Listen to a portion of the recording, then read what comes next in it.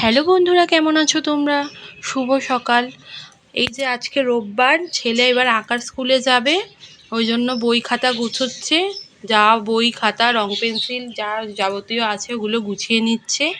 তারপরে ওর বাবার সাথেও এখন এই আঁকার স্কুলে বেরিয়ে যাবে। আঁকার স্কুল থেকে বেরিয়ে ওরা চলে গেলে তারপরে আমি বাড়িতেই টুকটাক কাজ আছে ওইগুলো করব। ওর বাবা বাজার নিয়ে আসলে তারপরে দেখি কি কি বাজার নিয়ে আসে তোমাদের দেখাচ্ছি।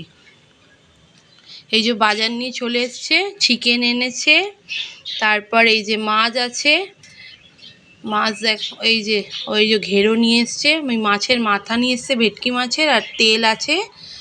আর কি এনেছে দেখি, দাঁড়াও। এই যে তেলাপিয়া মাছ, এটা কি মাছ বলে, তেলাপিয়া মাছই বোনায় বলে, এটা নিয়ে এসছে। আর দেখি কি এনেছে, চিংড়িও আছে। আর কি এনেছে দাঁড়াও দেখি। এই যে এটা লাউ শাক আছে।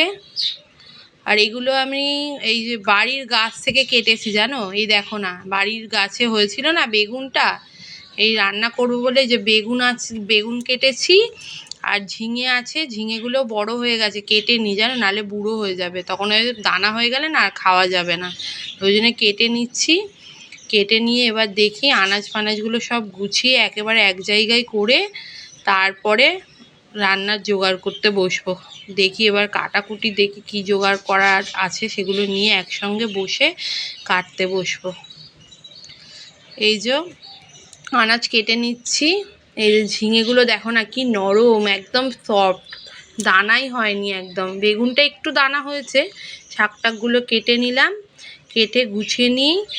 এবার চলো রান্না করতে যাব।